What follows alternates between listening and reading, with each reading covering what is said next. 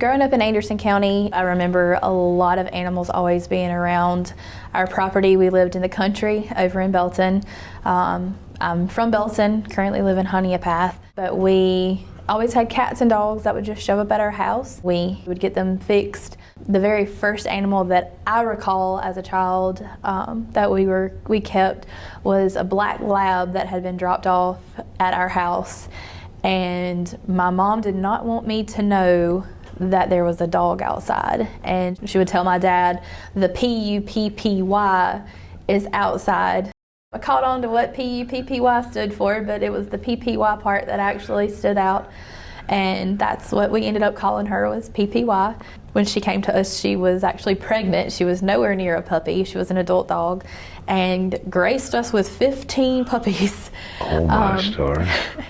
And we kept her for years and years and years and years and found all the puppies homes. I've been around all kinds of animals my entire life and working here at P.A.W.S. So it's been an adventure. I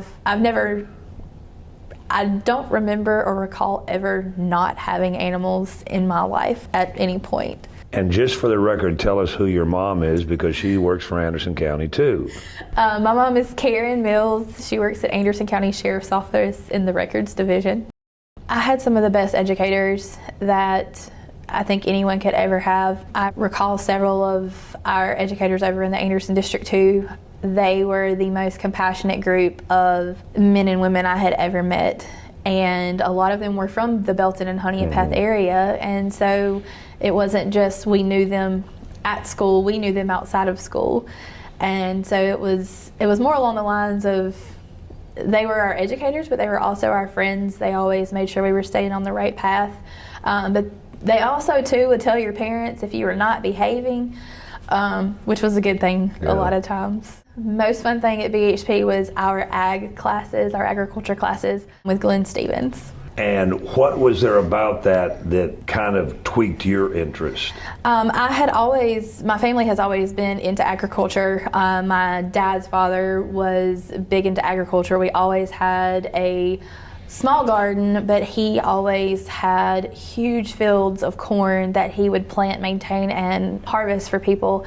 On top of that, we would do hay for the locals, make sure it was baled, because especially this time of year here in the winter and we don't have good grass, you need that hay for your livestock. And so I was raised by farmers, and so it was something that just stood out to me, but also there was a perk to it. There was animals involved, and so that was one thing that drew me to the FFA.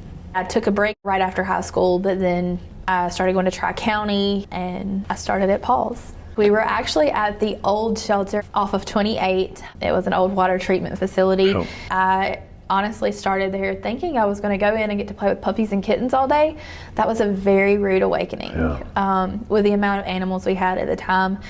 It was constant cleaning, processing animals through intake for hours and hours and hours on end. The first year I started with Anderson County Animal Shelter in August of 2009, and at the end of that year we had taken in right around 15,000 animals, with the majority of those being euthanized. I would like to say closer up, probably towards 75 to 80% of those animals were euthanized. We didn't have a lot of the programs that we have now. We didn't have a lot of the funding that we have now. I think the mindset and everything, the support changed a lot once we moved here to our new facility in 2011. We still were known as, even with the name change to Anderson County P.A.W.S, we were still known as the Animal Shelter and the Pound.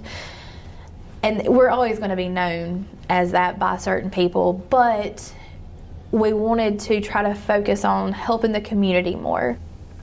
It wasn't until 2016 that we underwent new management, and we were able to start implementing new programs that not only aided our adoption numbers, they also made what we consider our live outcomes skyrocket. Number one being the TNR program, which is Trap, Neuter, and Return. Trap, Neuter, Return is for outside community cats. The cats are brought here to P.A.W.S. We spay, neuter them. We give them their rabies. We deworm them, and they get an ear tip. So that signifies that they're fixed. It's always the left ear, and if that way it helps people who are trapping multiple cats. If they end up trapping one that has an ear tip, they know it's fixed, so they're able to release it. Doesn't cause them any issues of having to go out of the way to bring it here just for us to point at it and say it's fixed. And then they can focus on who they need to get fixed. And so these people trap these cats in their neighborhoods and bring them in. You take them, then they take them back to the neighborhoods? Correct. But at that point, they're not producing any more cats. Exactly. It's all about population management. It is, if I always tell people, imagine you have 10 cats in an area that are not fixed. Those 10 cats, they have established a hierarchy of pecking order. So, you know, you have your main gentleman and your main lady. But if you were to remove 5 of those cats, all that does is open up the opportunity for new cats to move in. It doesn't solve the problem by just removing cats from a location. You must spay or neuter. That's the only way to get ahead of the curve and ahead of the problem. In the year of 2021, we spayed and neutered just for TNR 2,421 cats. Wow. Just TNR. Total, we did 5,731 surgeries. When animals arrive here at Anderson County P.A.W.S, they're brought in through our intake area. When dogs come in, we do their vaccinations, we deworm them, we do heartworm tests if they're old enough. We try to get a general assessment on them as far as do they need any medical care that's urgent, or, you know, are they missing hair? Let's put in a clinic request. If it's not a life or death situation, then we process them, we do what we need to do, and we put them in their kennels so they can start to acclimate and get adjusted. Cats, same thing, we do the vaccinations and deworm them. Most of the cats that come through intake are sick or injured because we do not just openly intake stray cats anymore. Again, we do follow the TNR program. Once dogs are in our care, they're put in their kennels, they're given food, water, a blanket if needed, and we give them a few days to decompress and adjust. And in those 4 days, the larger dogs are actually able to go out to what we call doggy play group, which you could have anywhere from 5 to 25 dogs out at a time. It is an amazing thing to watch, just dogs of different sizes, larger dogs obviously, not smaller dogs, but dogs of different sizes, different personalities, and different breeds all mesh and become just one pack and just have the time of their lives together. And to see of what home setting would be best for that animal, because we want to make sure our adoptions are successful. We want to make sure that we're putting these dogs into the right homes and setting them and the adopters up for a thriving situation. Our length of stay really depends on the dog. And when I say that, it can mean anything from the color of the dog to the breed of the dog. A lot of times we don't have issues with, and I don't want to say temperament issue dogs, but we do have some dogs that they might not like. A male dog might not like another male dog. A lot of the times our black and tan dogs, they stay here a lot longer just based solely off the color. We have some beautiful, absolutely amazing black and white dogs and tan and white dogs, but they're overlooked because they just look like your plain Jane run-of-the-mill shelter mutt, which is perfectly fine. It's, you know, and it's not based on what they look like. It's based on their personality. Some of these dogs, when they're sitting in their kennel, they look like the most mopey creature you've ever seen. But when you take that animal out and you see how they are outside for 5 minutes, let them smell that fresh air, show them a tennis ball or even a squeaky toy, their personality changes. It's just like you or I, like out to eat with someone we don't know and we're sitting there trying to strike up a conversation.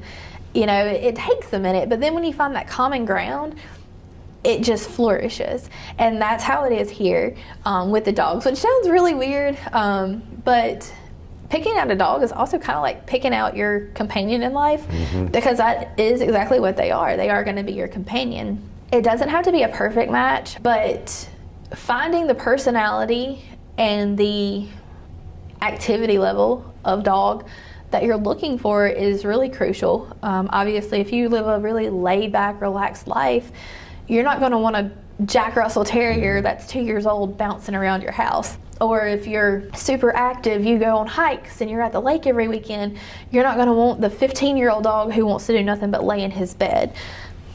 And with that, I also want to add that does not mean get rid of your old dog because it doesn't fit your lifestyle anymore. They are a lifetime commitment. In the past 3 years, I've lost 2 of my old dogs, and that was really rough. And one of them was actually the very first animal I ever adopted here. Our goal is to find these animals homes. 6 years ago, most of the animals in our care, once they hit 21 days, they would have been euthanized. Some of our dogs have been here over 100 days. I think that in itself says a lot about how much progress there has been within our shelter system to be able to give these dogs longer time to get out and to find the right home. Not every dog is going to have that person come in 21 days. Some people, their dog is here and they don't even know it's here as far as the dog they're going to adopt. When I adopted my dog, it was on a whim. She was going to be euthanized. And I could not let her be euthanized. She was part of our family for 9 years. Our goal is still, and our mission is to still help every single animal in Anderson County and to provide a loving home for all the animals in need in Anderson County. My life goal is to come in and to not be needed because all of the animals have loving homes. People have started becoming more responsible for their animals and taking care of their animals. You know, we see the good, the bad, and the ugly here. We see the abuse, the neglect, hoarding cases. We see everything. What the community sees on the news, that just scratches the surface of what we see and deal with and work with every single day. I would ask that the community to come out here and visit us, come see us. You are more than welcome to ask for myself. Our director, Dr. Sanders, is more than willing to talk to you as well, and our intake supervisor, Brandy. We are here not only to educate, but we are here to help people understand why we do what we do here and what we are doing to get animals not only out, but to help keep animals in their homes. Because we don't want you to have to turn in your animal because you can't afford a spay-neuter or you're having issues with animal control. We work hand in hand with animal control every single day to help owners keep their animals. So it's just a matter of asking for help. It's confidential. We're not going to blast you on Facebook. It's more about you and your animal being and staying happy, because your animal's not going to be happy coming to an overcrowded shelter and sitting in a kennel for days or weeks or even months until someone may come in and want to adopt it. We all do a fabulous job out here. Thank you. And I know that this is something that the people who come to work out of, they really love what they do. They do. And they take these dogs and their fate personal. And so on behalf of all of the rest of us, thank you all very much.